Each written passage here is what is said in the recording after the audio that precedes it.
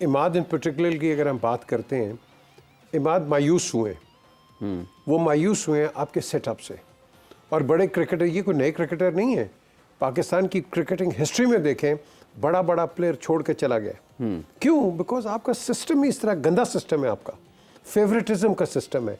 ये बातें सब करते हैं merit, absolutely nonsense, there is no merit. Mohsin Raza साहब नहीं, ये तो अब आए ना, अब तो देखेंगे ये क्या करते हैं। हाँ। ठीक है ना, यहाँ ग्रास रूट पे चेयरमैन को मिसफीडिंग करते हैं, उनको सही इंफॉर्मेशन नहीं देते। चेयरमैन अब तो नहीं जाके देखता ना, चेयरमैन तो डेलीगेशन अथॉरिटी दी हुई है। नीचे इतनी करप्शन है कि आप अंदाज़ा नहीं लगा सकते।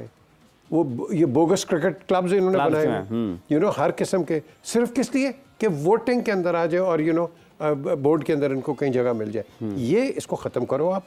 और ये जो हम बात कर रहे हैं शाहीन अफरीदी की, बड़ी इंपॉर्टेंट चीज़ है कि अगर उस लड़के को अगर आपने आगे चलने देना है, you should talk to him, call him to the board कि देखो हम सोच रहे हैं कि बाबर का करें, आपका क्या ख्याल है, आप कैरी ऑन कर सकते हैं या नहीं कर सकते। ये क्या कि वो फ्रेंच क्या, वो क्या फांसी लगाना, गिलोटिन, आप गिलोटिन डाल देते हैं एंड यू से एवरीथिंग इज़ फाइन। नो, ये टीम वर्क होता है। ज़रूरी नहीं है कि टीम वर्क ग्राउंड के अंदर है, टीम वर्क बाहर भी होती है, जिसमें कंसल्टेंसी होती है, एक दूसरे के साथ बातचीत करते हैं, मुशावरत करते हैं। यहाँ तो वो कि ये डिक्टेटरशिप है। हाँ जी, इसको है नहीं, इसको निकाल दो, बाबर को ले आओ। और भाई क्यों? आप मुझे बताएं ना, फिर बाबर को निकाला क्यों था फिर आपने, ये बताएं ना मुझे। इसका कोई जवाब कोई नहीं दे नहीं सकता। ये सारी टेम्परेरी, ये सक्सेस के ये जो लोग होते हैं ना, they are temporary you know success seekers. हमने लॉन्ग टर्म पे देखना है, आपने ग्रूमिंग करनी है। शाहिद को, इसको शाहीन को दो आप, इसको और एक सीरीज़ दो और 2 सीरीज़ दो एंड लेट हिम ग्रूम। इस तरह तो नहीं है कि आप ऑल ऑफ अ सडन उसको यूं करके और गिलेटिन डाल के दूसरे को वापस ले आए। तो फिर डिफरेंस क्या था चेंज करने का? आपको क्या ज़रूरत थी, मुझे बताएं आप।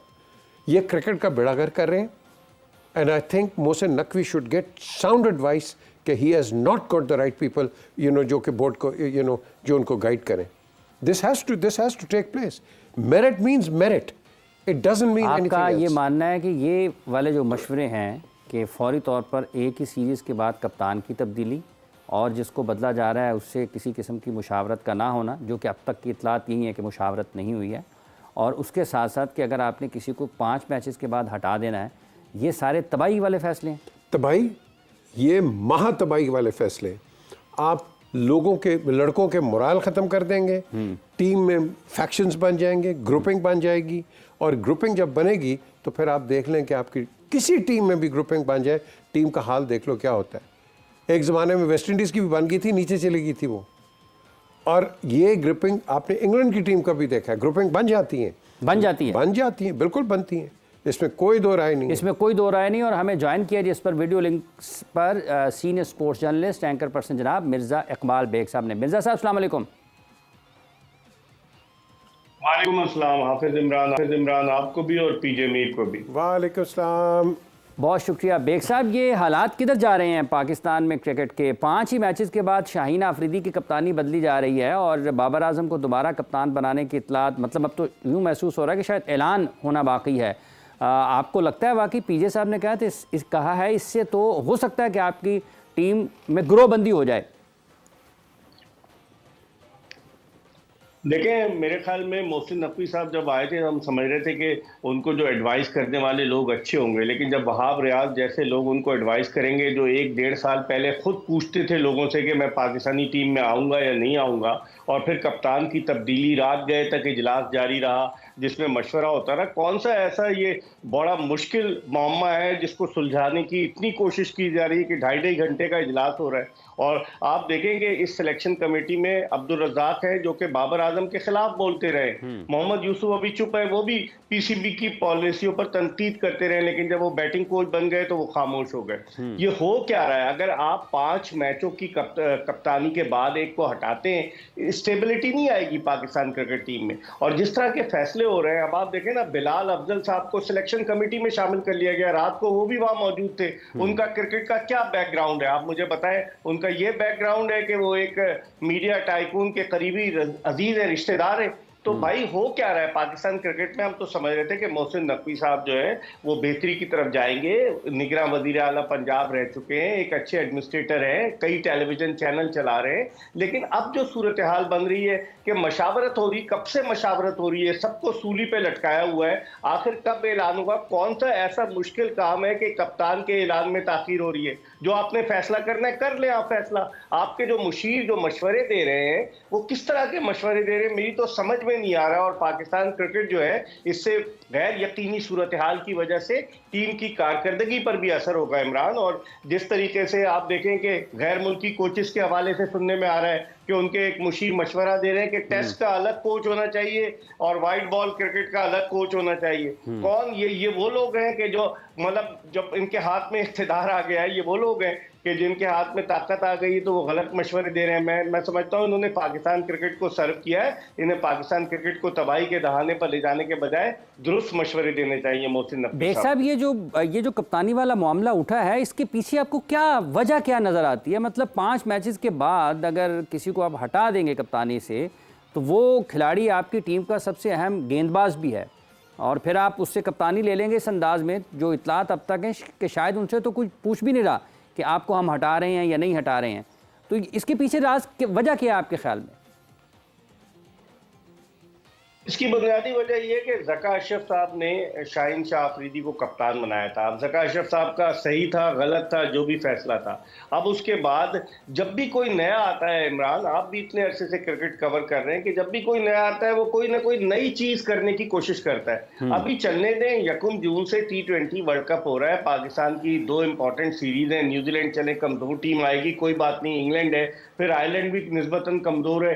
तो मेरे ख्याल में इसके पीछे वो लोग जो मशवरे दे रहे हैं वो हैं पसे पर्दा, क्योंकि नकवी साहब को क्रिकेट से इतनी ज्यादा आगाही तो नहीं है। अब आप देखें वो ज्यादातर ब्यूरोक्रेट्स लेकर आ गए पाकिस्तान क्रिकेट बोर्ड में, जो मेरे ख्याल में डिप्टी कमिश्नर झंग रहे हैं, खुर्रम खान नियाजी वो डायरेक्टर डोमेस्टिक बन गए, वो तो सुहेल अशरफ साहब को भी लाना चाह रहे थे, ग्रेड 20 के अफसर, उन्होंने मना कर दिया।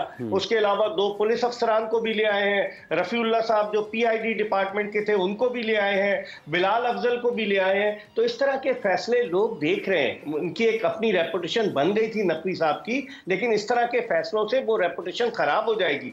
बजाय इसके कि सही तरीके से मशवरे पर अमल करें। ये मशवरे देने वाले कौन है? ये तो अपनी दुकान चमका रहे हैं, जो भी चेयरमैन आएगा ये उसके साथ हो जाएंगे, वाह वाह करना शुरू हो जाएंगे। ये पाकिस्तान क्रिकेट का अलमिया है कि पाकिस्तान क्रिकेट में साबिक टेस्ट क्रिकेटर जब उन्हें सब कुछ मिलता है, वरना आपको याद है मोहम्मद यूसुफ पहले कितनी तनकीद करते रहे थे, और मोहम्मद यूसुफ जब सलीम अल्ताफ चीफ एग्जीक्यूटिव थे, खामोशी से बगैर बताए उसी जहाज में ICL जो इंडियन क्रिकेट लीग थी वो खेलने निकल गए। तो बहुत सारे, और फिर किस तरह के वो कप्तान रहे ऑस्ट्रेलिया में जो हशर हुआ टीम का, और वहाब रियाज जो चीफ सेलेक्टर रहे, कामरान अकमल को दूध में से मक्खी की तरह निकाल बाहर फेंका, पिछली दफा उनको साथ बिठाकर टीम अनाउंस कर रहे थे, कोई रीजन तो होनी चाहिए ना कामरान अकमल के बाहर होने की। तो मेरे ख्याल में वहाब रियाज पसे पर्दा रह के शॉट्स खेल ले, यूसुफ का इनपुट भी आ रहा है, और रजाक और मुझे लगता है असद शफीक तो खामोश तमाशाई बने हुए, और बिलाल अफजल साहब उनकी शमूलियत क्या कारनामे सर अंजाम देती है। ये भी देखिए कामरान अकमल वाला मामला है, उनको कंसल्टेंट लगाया चीफ सेलेक्टर का, एक टीम का उन्होंने ऐलान भी किया, और जब नई सिलेक्शन कमेटी का ऐलान हुआ तो कामरान अकमल नहीं है, और शायद हो सकता है उनके भी इल्म में ना हो कि मैं हूँ या नहीं हूँ, इल्म में है या नहीं है, उनको भी नहीं, वो भी नहीं जानते होंगे। यही तो चीज़ है, यहाँ कंसल्टेंट है और उसके बाद रिडेंडेंट है। यहाँ ये कर देते हैं, यहाँ किसी को लॉन्ग टर्म पे चलने नहीं देते। यही वजह है कि हम तरक्की नहीं करते।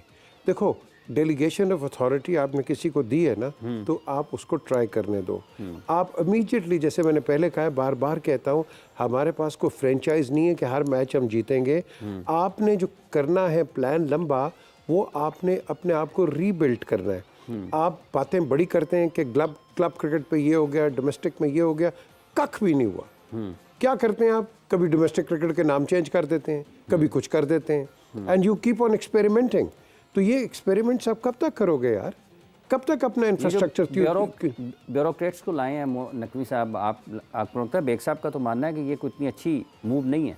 आई टोटली एग्री विद बेग साहब, because at the end of the day ये ब्यूरोक्रेट्स का काम नहीं है, ये क्रिकेटर्स का काम है, जिसको पता है कि मैकेनिज्म किस तरह चलती है। लेकिन मशवरे देने वाले तो हो सकता है देखो, क्रिकेटर तो हो। अगर तो फिर ये तो डिपेंड करता है ना मोहसिन नकवी साहब कि पे वो कि किससे भाई लेते हैं मशवरे। किससे लेते हैं, क्या करते हैं। और जो प्रेस कॉन्फ्रेंस में वो जो होते हैं वो फोटोशॉप साथ बैठ जाएंगे तो लोग तो यही कहेंगे कि इन्हीं से फोटोशॉप से ये ले रहे हैं मशवरे। तो ये चीज़ क्लैरिफिकेशन होनी चाहिए। देखो, आई डोंट नो कि मोहसिन ने क्रिकेट खेली है नहीं खेली है, आई डोंट नो कि उनका क्या इस फील्ड के अंदर एक्सपीरियंस है। यस, जिस तरह मिर्ज़ा इकबाल बेग साहब ने बात की है, उनका बड़ा अच्छा एक्सपीरियंस है as far as television is concern, there is no two ways. ठीक है, उन्होंने एक स्टिंट लगाया एज चीफ मिनिस्टर इंटरिम, अच्छे काम किए हैं, there is no two ways. But ये एक ऐसा एक वो कहते हैं ना पेंडोरास बॉक्स है कि इस पेंडोरा बॉक्स को खोलोगे तो आपको अंदर से सांप ही निकलेंगे। संभालना मुश्किल हो जाएगा।